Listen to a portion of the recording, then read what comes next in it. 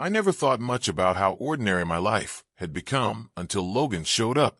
He was my mom's fiance's old friend, someone she had known for years, and somehow, he ended up staying at our house for a few weeks while he was in town for work. At first, I didn't pay much attention. I was used to people coming and going, and I kept mostly to myself, hiding in my room with music or my sketchpad, trying to carve out a little corner of privacy.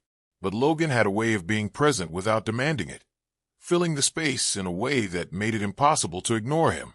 He was older, maybe 10 years older than me, and there was a quiet confidence about him, the kind that drew people in without trying. He didn't speak loudly or boast, but when he laughed, it was warm and easy, and I felt myself wanting to hear it more than anything else.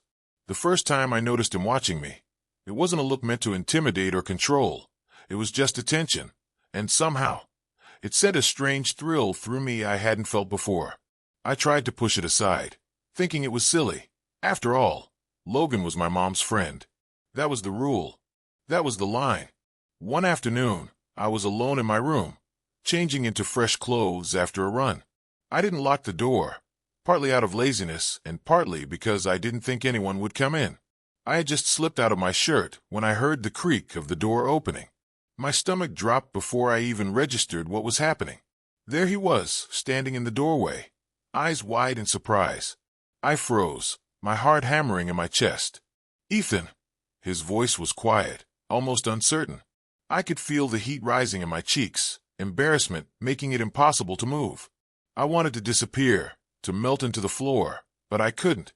He stepped back immediately, as if realizing the situation was delicate, and I could feel the tension between us like an electric current. There was no inappropriate movement, no aggression, but the air felt charged. Every glance, every shared moment of eye contact seemed to stretch seconds into minutes. I stammered something about me being fine, but the words sounded hollow, even to my own ears. Logan gave a small, awkward smile and said, "I'll just wait outside."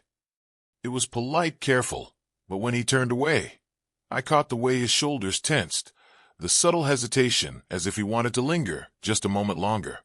My pulse didn't slow even after the door closed. I felt different, confused, flustered, strangely aware of every inch of my own skin. After that, things shifted, almost imperceptibly. I noticed him more, in ways that weren't appropriate, and yet I couldn't help it. There was the way he laughed when I said something awkward, the way he leaned against the kitchen counter while sipping coffee, casually brushing his hand against the mug, and somehow, it felt intimate. I caught myself thinking about him at odd moments, replaying a smile, a glance, a casual gesture that seemed harmless but carried a weight I couldn't ignore. Even mundane things started feeling different. I'd find excuses to be in the same room as him, even if it was just to grab a drink from the fridge or pretend to be organizing my room. Every interaction, no matter how fleeting, left me with a strange ache, a mixture of curiosity, desire, and guilt. I kept reminding myself of the rules, the lines I wasn't supposed to cross, but they seemed to blur whenever he was around. And yet, despite the tension, there was something comforting about it too. He didn't make me feel judged or ashamed. He just existed in a way that made me notice myself more, my own feelings, my own desires. That day, when he had walked in and caught me off guard, it was like a switch had flipped. I couldn't go back to the way I had been before. Something had changed, and I had no idea what it meant, only that I wanted to feel it again, even though I knew I shouldn't. By evening, I found myself staring out the window, imagining him walking past, imagining his presence in the room, and wondering how something so simple, an accidental glance, a shared moment, could make everything feel so complicated. The rules were clear, but my feelings weren't, and that uncertainty was intoxicating in a way I couldn't resist. After that first moment, everything between us became more charged, even in the smallest ways. I couldn't ignore him, and he didn't ignore me either. There was a subtle dance of attention that seemed harmless on the surface, but carried a weight I couldn't shake. Logan didn't overtly flirt, at least not in a way anyone else could see. But the way he lingered near me, the way he looked at me when I spoke, made my chest tighten. Every glance, every accidental touch, felt like a spark that could ignite at any moment. We began finding excuses to interact more often. It started innocently, him asking for help with something in the kitchen, or me offering to carry boxes when he came over. But the way we talked, the way our conversation stretched longer than necessary, felt like walking a line. He would make a comment that seemed casual, but I could feel the undercurrent, the suggestion that there was something more, something unspoken that hovered between us. I found myself reading his gestures like a language I didn't fully understand, but craved anyway. Sometimes, I caught him staring at me when he thought I wasn't looking. I would feel my stomach flutter, a mix of excitement and guilt twisting together in ways that made my mind spin. I'd look away quickly, pretending to be busy, but inside, my thoughts were consumed by him. He had this way of noticing the smallest details, like when I nervously tucked my hair behind my ear or when I trailed off mid-sentence, and it made me feel like I existed in a way I hadn't before. Every time our hands brushed, even accidentally, I could feel the tension rise, and I wasn't sure whether I wanted it to stop or continue. One evening, he found me sitting alone in the living room, sketching quietly. I hadn't expected anyone to come in, and when he leaned against the doorway, I froze. "Mind if I sit?" he asked, voice soft, and there was something in it that made my pulse race. I nodded, not trusting my own voice. He sat down, close enough that our knees almost touched, and we fell into an easy, almost intimate conversation. We spoke about everything and nothing, work, music, random thoughts, and the room seemed smaller somehow, like the world had narrowed down to just the two of us. At one point, he laughed at something I said, and the sound echoed differently in the quiet room. I noticed the way he looked at me then, a warmth in his eyes that sent shivers down my spine. I wanted to look away, to hide my feelings, but there was a pull I couldn't resist. For the first time, I considered that maybe he felt it too, that maybe the unspoken tension between us was mutual. But even as I thought it, a voice in my head reminded me of the lines we weren't supposed to cross, the rules I knew I had to obey. We began finding more subtle ways to connect. A touch on the shoulder as we passed in the hallway, sitting closer than necessary during meals, long conversations that stretched into the night. Each moment was a test, a flirtation with something forbidden. I felt like I was learning a new language, one made entirely of glances, sighs, and half-smiles. And though I knew it was risky, I couldn't stop myself from leaning into it. Logan had a way of making everything feel alive, like the world was sharper, brighter, and more dangerous at the same time. The tension was unbearable sometimes. I would lie in bed after he went to his room, replaying every interaction, analyzing every glance, wondering if I had misread him. And yet, deep down, I knew I hadn't. The energy between us was undeniable, like a magnet pulling us closer even when we tried to resist. My thoughts were a constant battle between desire and guilt, longing and caution. I was addicted to the feeling, and I didn't care that it was dangerous. By the time the week had passed, it was clear to me that this wasn't going away.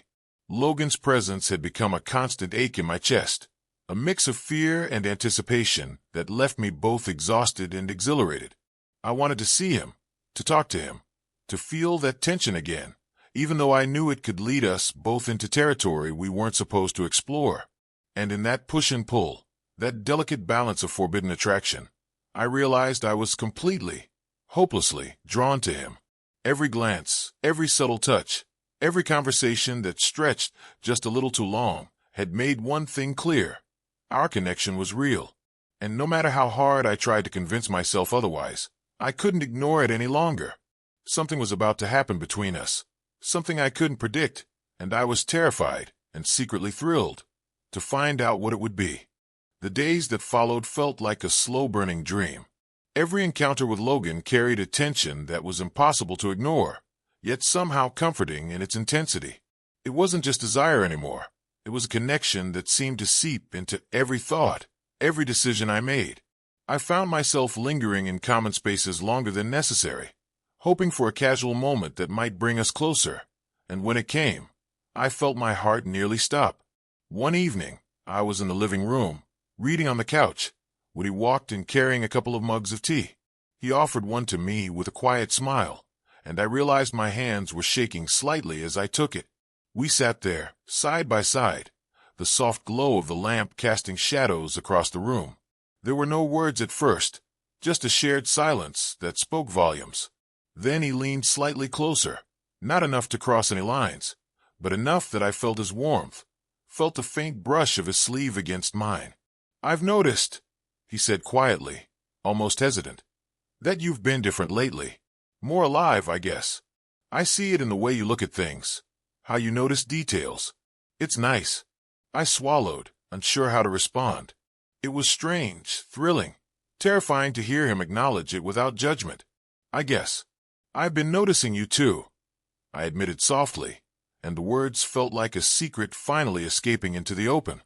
He glanced at me then, those eyes full of something I couldn't quite name.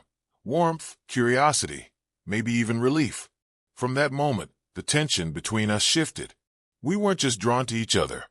We were choosing to acknowledge it, to explore it carefully testing the boundaries, without breaking them. A brush of a hand when passing, a shared laugh that lingered too long, moments of quiet conversation where the room felt like it belonged only to us. These small gestures became our language, a silent agreement that we were both in this together. One night, as rain tapped against the window, we found ourselves sitting on the couch again. The house was quiet, the world outside blurred by the curtain of water, and it felt like time had slowed just for us. I reached for my tea, and he reached for his, our fingers brushing. The touch lingered longer than it needed to, and I felt a jolt of electricity pass between us. We both froze, then laughed softly, the tension breaking into something softer, something intimate. "I like being around you," he admitted, voice low and sincere. More than I probably should. The honesty in his tone made my chest tighten. I felt the same way, and it terrified me, but in a thrilling, intoxicating way. "I like being around you too," I confessed, and the words were a release, a relief, and a thrill all at once. It wasn't a confession in the dramatic sense. It wasn't shouted or theatrical. It was simple, quiet, real, and that made it feel even more powerful. From that evening on, everything between us became infused with a new energy. We didn't need grand gestures or dramatic actions. Every shared glance, every casual touch, every conversation held weight. There was an unspoken promise in the air that this connection, this bond we had discovered, was something we both wanted to nurture, explore, and protect. Even as the days went on, I struggled with the boundaries of our situation.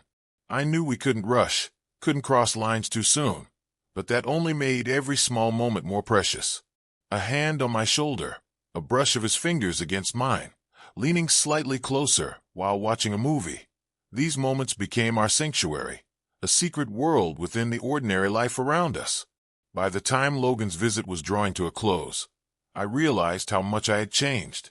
I was more aware of my own feelings, more in touch with the desires I had spent years ignoring or suppressing.